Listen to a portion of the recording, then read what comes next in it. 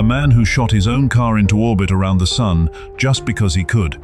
A fleet of private jets worth over $70 million each. Superyachts rented at $50,000 a day. A compound of mansions worth tens of millions, and a whole town he bought in Texas to build a launchpad for Mars. He works 100 hours a week, skips breakfast, and runs 5 companies simultaneously. This is Elon Musk, and today we are pulling back the curtain on every dollar, every asset, and every over-the-top luxury that defines the daily life of the richest human being who has ever lived. The garage, $1 million McLaren, a car in space, and the fleet nobody talks about. For a man who runs the world's most valuable electric vehicle company, Elon Musk's personal car collection tells a story that goes way beyond brand loyalty. The crown jewel is a McLaren F, one of the rarest and most coveted supercars ever manufactured, with a top speed exceeding 240 miles per hour, and a price tag of approximately $1 million when Musk purchased it.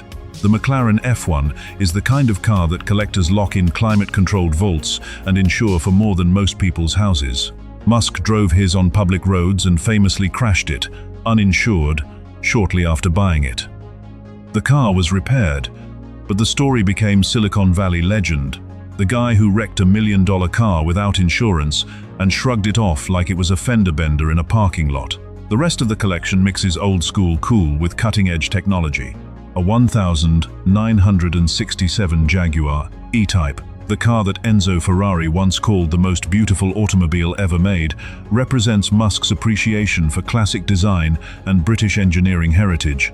His personal Tesla Model S, equipped with autopilot, ludicrous mode acceleration, and a range exceeding 400 miles, is the daily driver that doubles as a rolling advertisement for his own company.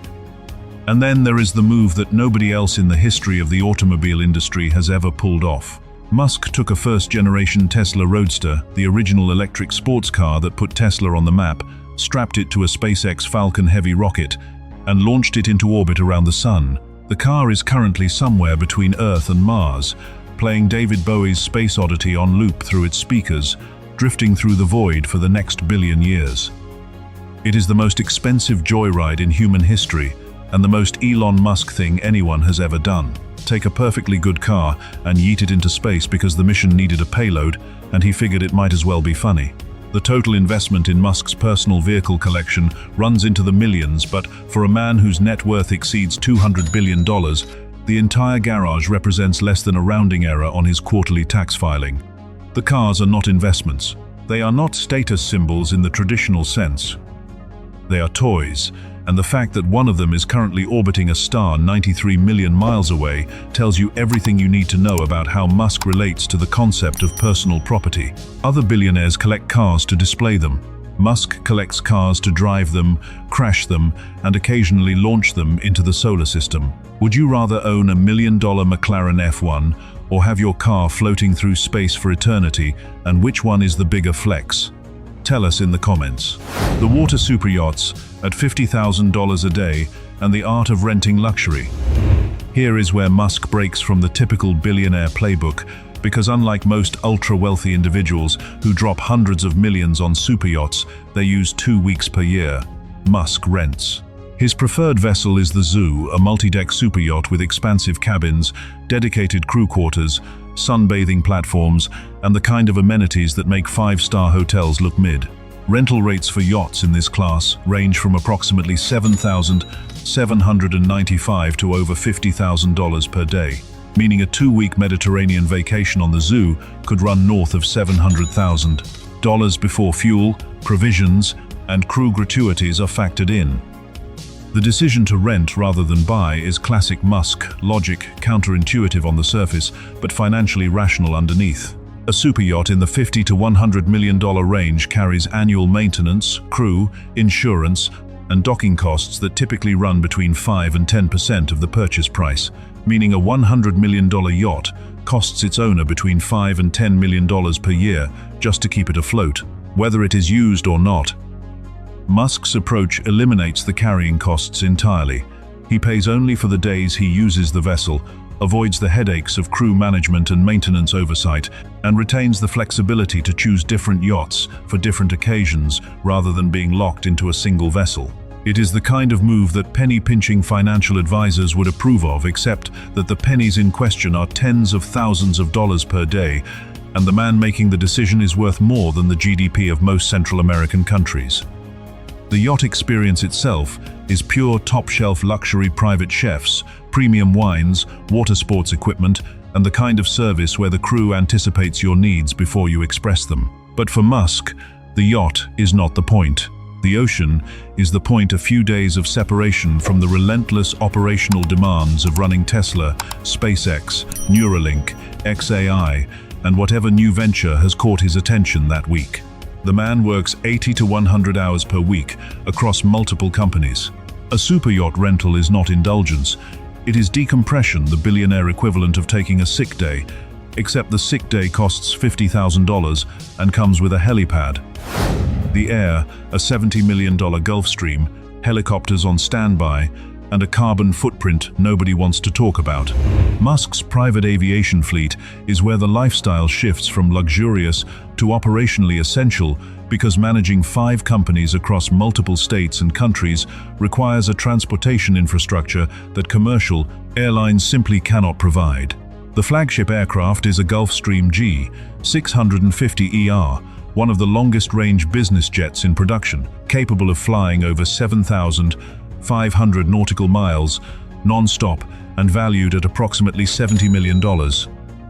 The G650ER can reach any major city on Earth from North America without refueling. Los Angeles to Tokyo, Austin to London, San Jose to Dubai, making it the backbone of Musk's intercontinental operations. A Gulfstream G550 and a Dassault Falcon 900 provide additional capacity for shorter routes and secondary travel needs. The helicopter fleet fills the gap between airports and final destinations.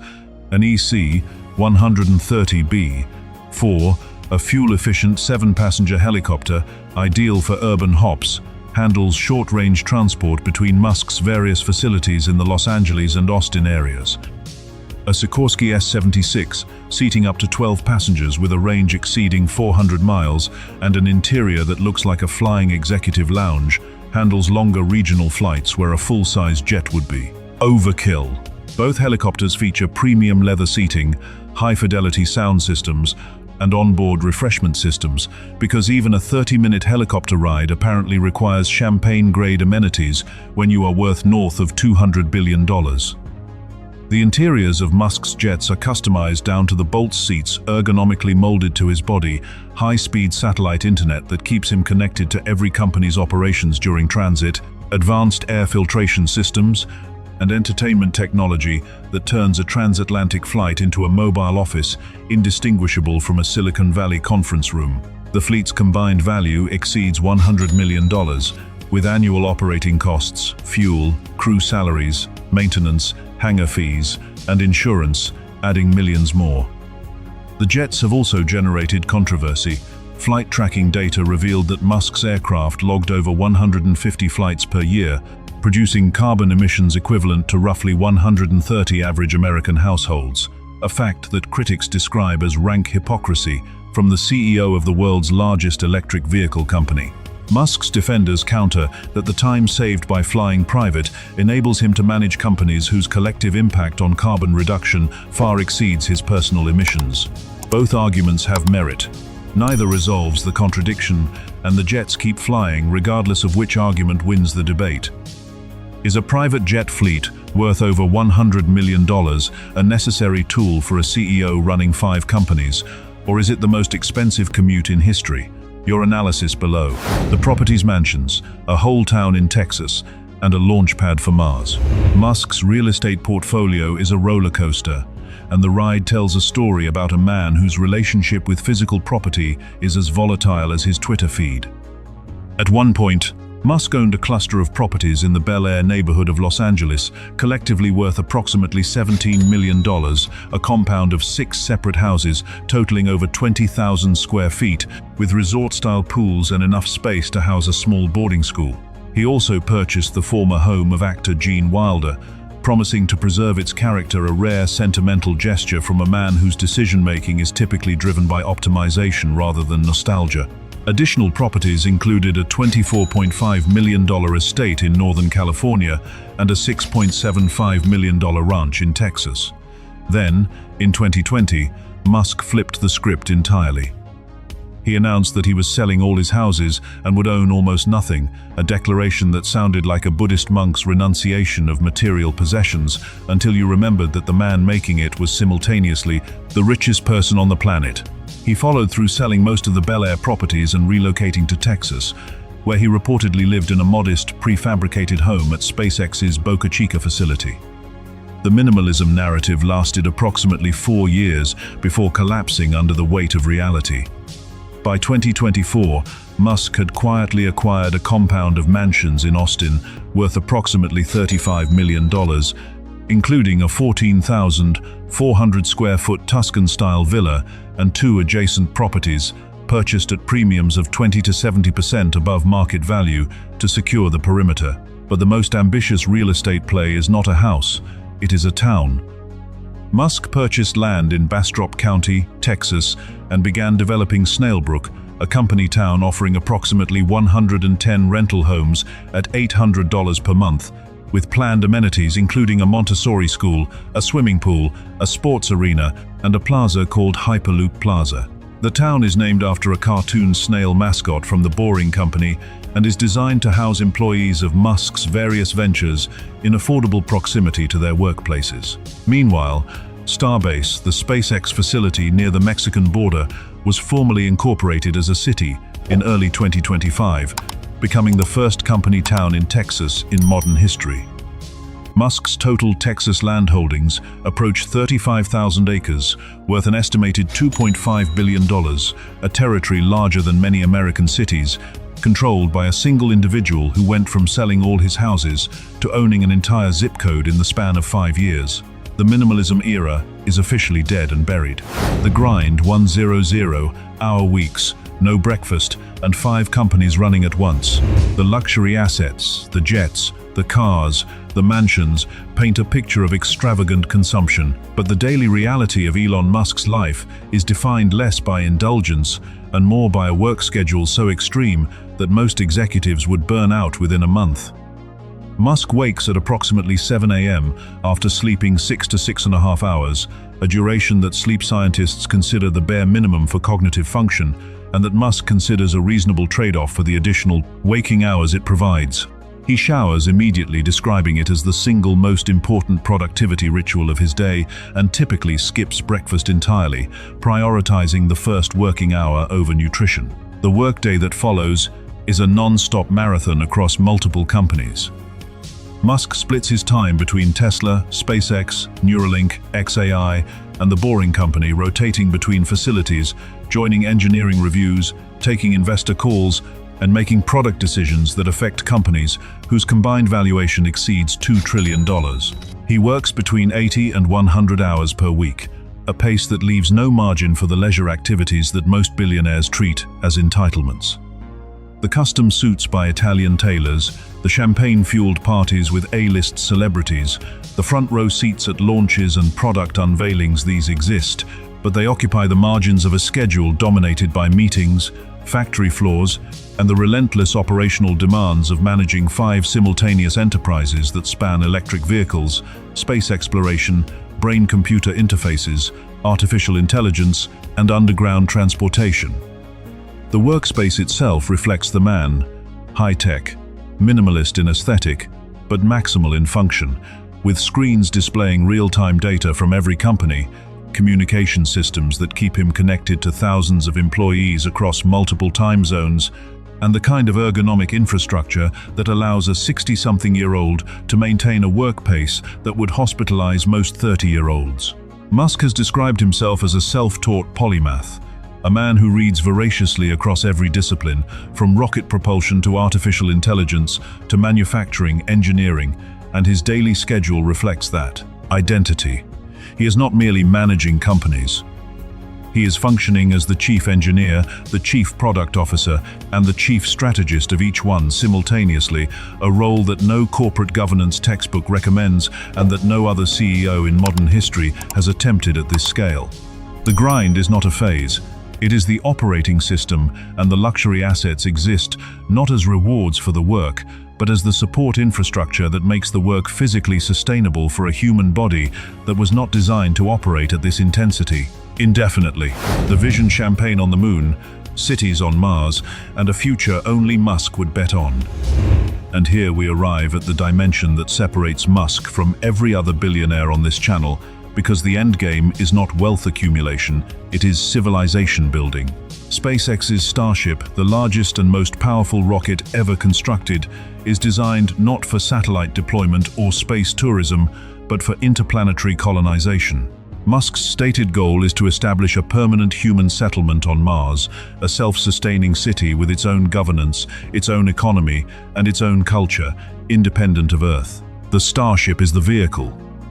The Starlink revenue generating over $11 billion annually from 10 million subscribers across 160 countries is the funding mechanism. And the lifestyle that Musk envisions for Mars colonists is not survivalist austerity. It is luxury champagne in zero gravity, restaurants with panoramic views of the Martian surface, hydroponic gardens producing fresh food under glass domes, and private residences designed with the same obsessive attention to detail that Musk applies to Tesla interiors. On Earth, the vision is equally ambitious.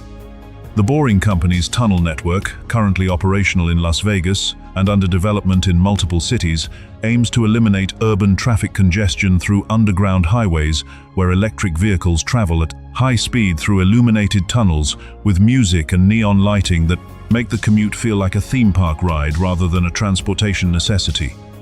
Tesla's product roadmap extends beyond sedans and SUVs into pickup trucks, semi-trailer trucks, and next-generation sports cars, each incorporating autonomous driving technology, AI-powered navigation, and manufacturing innovations that push the boundaries of what electric vehicles can do and how cheaply they can be produced. The combined effect of these ventures, electric cars, underground tunnels, satellite internet, brain-computer interfaces, and interplanetary rockets, is not a portfolio of companies. It is a blueprint for a different version of human civilization. Whether that blueprint is visionary or delusional depends on your assessment of the man behind it. Musk has been called the real-life Tony Stark, a comparison he openly embraces, and the label captures both the genius and the recklessness that define his approach. He has revolutionized multiple industries. He has also crashed a $1 million car without insurance, launched a roadster into solar orbit for laughs, and made public statements so inflammatory that they have triggered SEC investigations, shareholder lawsuits, and diplomatic incidents. The trillionaire life of Elon Musk is not a story about consumption. It is a story about a man who treats the entire planet and eventually the solar system as his personal canvas, painting with billions of dollars in capital, hundreds of thousands of employees, and an ambition so boundless that even his critics cannot look away. The jets, the yachts, the mansions, and the cars are real, but they are props in a larger production, and the production is nothing less than the reinvention of human life on Earth and the expansion of human civilization beyond it. Whether that production succeeds or collapses under its own weight is the most expensive open question in modern history. And the man at the center is not waiting for the answer. He is building it 100 hours a week, one skipped breakfast at a time. Is Elon Musk a visionary building humanity's future across multiple planets, or is the trillionaire lifestyle just the world's most elaborate ego trip wrapped in a mission statement? Your verdict in the comments. The trillionaire life of Elon Musk reveals 3 strategic truths about how the world's richest individual balances consumption, production, and ambition. First, the asset portfolio. A $70 million Gulfstream, a $35 million Austin compound, superyachts at $50,000 a day, and 35,000 acres of Texas land worth $2.5 billion demonstrates that Musk's minimalism narrative was always temporary, replaced by a real estate and infrastructure empire that rivals the holdings of some sovereign wealth funds. Second, the 80 to 100-hour work weeks across 5 simultaneous companies reveal that for Musk, the luxury assets are not the product of his labor, they are the life support system that sustains it, providing the transportation, the rest, and the operational flexibility required to manage a portfolio valued at over $2 trillion. Third, The Mars colonization vision transforms the trillionaire lifestyle from personal indulgence into a funding mechanism for interplanetary civilization, a framing that Musk's supporters consider visionary and his critics consider the most expensive justification for excess ever constructed. From a $1 million McLaren crashed without insurance to a Tesla Roadster orbiting the sun.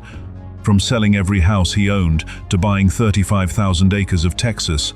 From renting superyachts at $50,000 a day to building a company town with $800 rent. What you have seen today is the complete anatomy of how the richest person in human history lives, works, spends, and dreams at a scale where the gap between personal luxury and planetary ambition has completely disappeared. If this kind of deep analysis is valuable to you, hit like and subscribe. In the next episode, we will take you inside the 5 most expensive lifestyles of tech billionaires' daily routines, so lavish that their morning coffee costs more than most people's monthly rent.